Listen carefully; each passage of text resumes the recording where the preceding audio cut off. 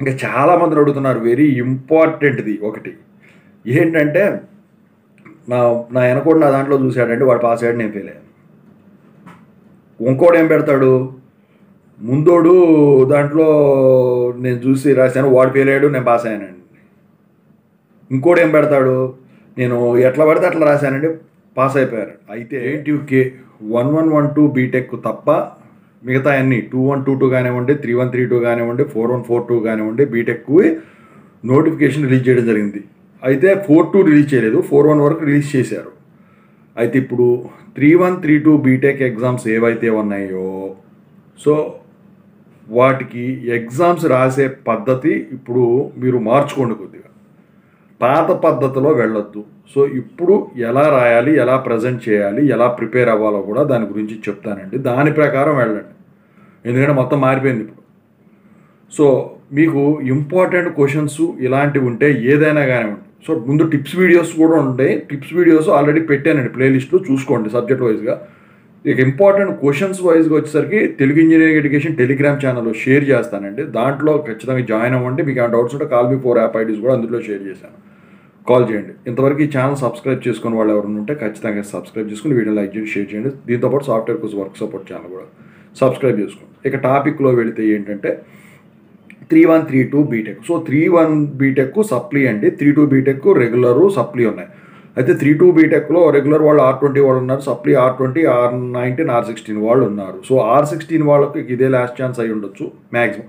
R19 కూడా ఇంకా తగ్గిపోవచ్చినాయి కాబట్టి ఇక సో యూటిలైజ్ చేసుకోండి. ఇక్కడ వచ్చేసరికి ఏంటంటే, మీరు ఇంతకుముందు ఏం చేశారు, 5 యూనిట్లు ఉన్నాయనుకోండి, 5 యూనిట్లలో మీరు వచ్చేసరికి 3 యూనిట్లో 3.5 యూనిట్లో చదువుకొని వెళ్ళేవారు. అది కూడా పూర్తిగా చదువుకోకుండా, పక్కాగా చదువుకోకుండా. అయితే ఇప్పుడున్న పరిస్థితులు ఏంటంటే, 3.5 యూనిట్లో కష్టమైన క్వశ్చన్స్ వచ్చినాయి అనుకోండి, వాటిని కూడా వదిలేసి వస్తున్నారు. ఇక ఎగ్జాక్ట్గా పాస్ మార్కుల వరకు రాసి ఇచ్చి వస్తున్నారు.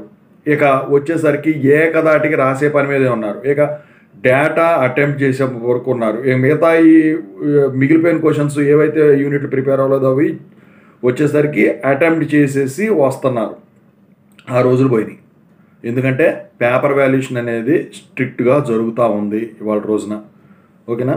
కాకపోతే ఏంటంటే, మిగతా అన్ని యూనివర్సిటీలతో కంపేర్ చేసుకున్నట్టయితే JNTUK పేపర్ వాల్యుయేషను లిబరల్గా ఉంది. మీరు ఎక్కడైనా చూసుకోండి, ఎవడైనా కనుక్కోండి.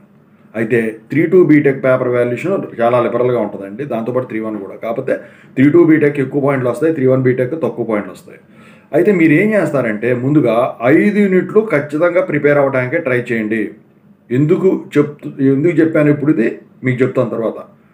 సో 5 యూనిట్లో కూడా ఇంపార్టెంట్ క్వశ్చన్స్ కాదు, ముందు సిలబస్ పక్కన పెట్టుకొని ఈ 5 యూనిట్లకి సంబంధించిన టాపిక్స్ ఒక టెక్స్ట్ బుక్లో ఉంటే నో ప్రాబ్లం, లేదంటే ఎక్కడ ఉన్నాయో ఎత్తుక్కొని ఒక టెక్స్ట్ బుక్లో ఉన్నాయేమో అట్లా అందుట్లో చదువుకోండి, అందుట్లో లేని టాపిక్స్కి ఏమో నోట్స్ ప్రిపేర్ చేసుకోండి.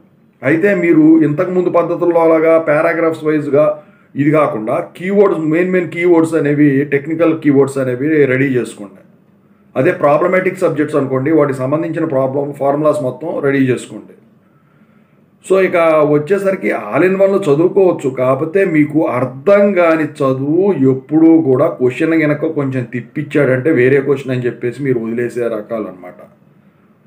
సో ఆల్ ఇన్ వన్ చూడండి, నేను కాదంటలా. కాకపోతే దాంతోపాటు టెక్స్ట్ బుక్లో ఈ క్వశ్చన్ ఒకటే కాదా, ముందైతే మీరు పాత క్వశ్చన్ పేపర్లన్నీ దగ్గర పెట్టుకోండి. ఎందుకంటే ఈ క్వశ్చన్స్ అన్నీ పొద్దాగా తయారు చేసేది లేకుండా పాత క్వశ్చన్స్ అన్నీ తయారు చేసినవి ఉంటాయి చూసారా, వాటిలో కాపీ పేస్ట్లు చేస్తారు ఒక్కొక్కసారి.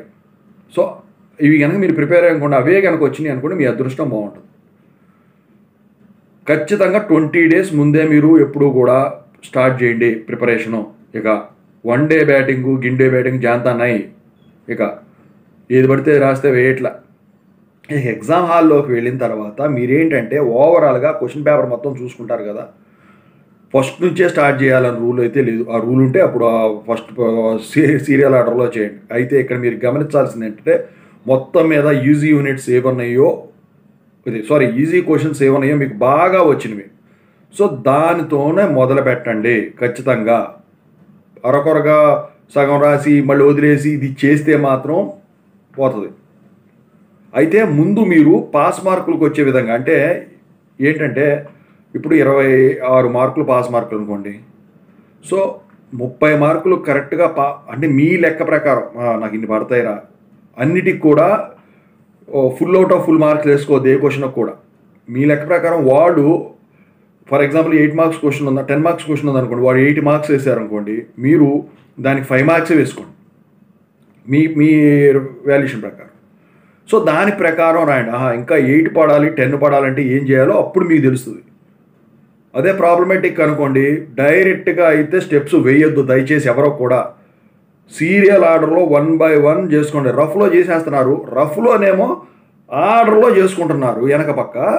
ఇక్కడికి వచ్చేసరికి టైం అయిపోతుందేమో అని చెప్పేసి డైరెక్ట్ స్టెప్స్ వేసేస్తున్నారు. అలా చేయటం వల్ల అయితే మీకు టైం వేస్టు, మీ కష్టం వేస్టు, మార్కులు కూడా పోతాయి. మీరు రఫ్లో ఎంత సీరియల్గా చేసుకున్నారో అదే సీరియల్ ఆర్డర్లో మిస్ చేయకుండా వీలైతే ఒక స్టెప్ ఎక్కువ రాయండి. అది అల్గారిథం అయినా కానివ్వండి, లేకపోతే ప్రోగ్రామింగ్ లాంగ్వేజ్ అయినా కానివ్వండి, రిజల్ట్ పరంగా అయినా కానివ్వండి, ఏదైనా కానివ్వండి, అంతా కూడా ఆర్డర్లో ఉండాలి. అదే మీరు థియరీ కాన్సెప్ట్ రాశారనుకోండి, ఫస్ట్ వచ్చేసరికి బేసిక్తో మొదలెట్టండి, ఎండింగ్కి వచ్చేపాటికి అసలైన రిజల్ట్ వచ్చేపాటికి అంటే అసలైన కీవర్డ్ వచ్చేటట్టు మొదలెట్టిన, మధ్యలో వచ్చేసరికి దాని డిస్క్రిప్షన్ ఉండే విధంగా మీరు ఎగ్జామ్ రాయండి. అది జనరల్గా నాకు తెలిసి 3-2 బీటెక్లో ప్రాబ్లమెటిక్, థియరిటికల్, డయాగ్రమెటిక్ అన్నీ కలిపే ఉంటాయి. అదే డయాగ్రమెటిక్స్ ఉన్నాయనుకోండి, పెన్సిల్తో గీసిన తర్వాత బాడీ పార్ట్స్ మెన్షన్ చేయడం మర్చిపోయారంటే మాత్రం మీరు ఇబ్బంది పడతారు. ఎందుకంటే వాళ్ళు ఇచ్చే కీ పేపర్లో డయాగ్రామ్ కూడా ఇస్తారు, వాడి బాడీ పార్ట్స్ కూడా ఇస్తారు. కాకపోతే దిద్దేవాడు ఎక్స్పీరియన్స్ ఉన్నవాడైతే బాగా ఎక్స్పర్ట్ అయితే అది చూసే పని లేకుండా చూసినామంటే ఇది తప్ప రైటా అని కనిపెట్టేస్తాడు. అందుకని ఆ సగం నాలెడ్జ్తో అయితే ఎగ్జామ్ రాయొద్దు. ఓకేనా?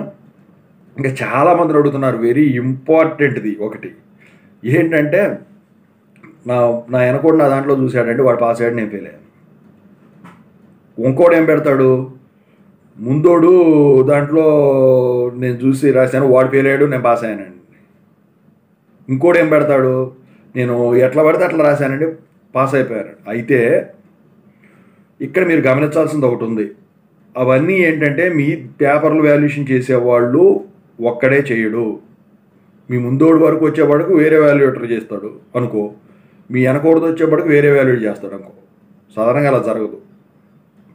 ఎందుకంటే ముందోడికి రివర్స్లో జరిగింది అనుకో, మీ దానికి మీ వెనకోడికి నీకు ఒకటే జరుగుతుంది. లేకపోతే వెనకోడికి రివర్స్లో జరిగింది అనుకో, మీ ముందోడికి నీకు ఒకటే జరుగుతుంది. ఎందుకంటే బుక్లెట్లు మీ ముందోడికి నీకు ఒకటి జరిగిందంటే నీ దాకా వచ్చి ఆగిపోయి నీ దాకా ఒక బండిలో ఉన్నట్టు.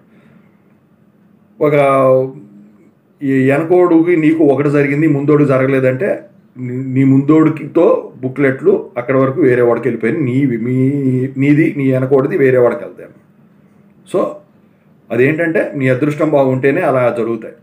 సో అది గమనించండి మీరు. ఓకేనా? Thank you so much.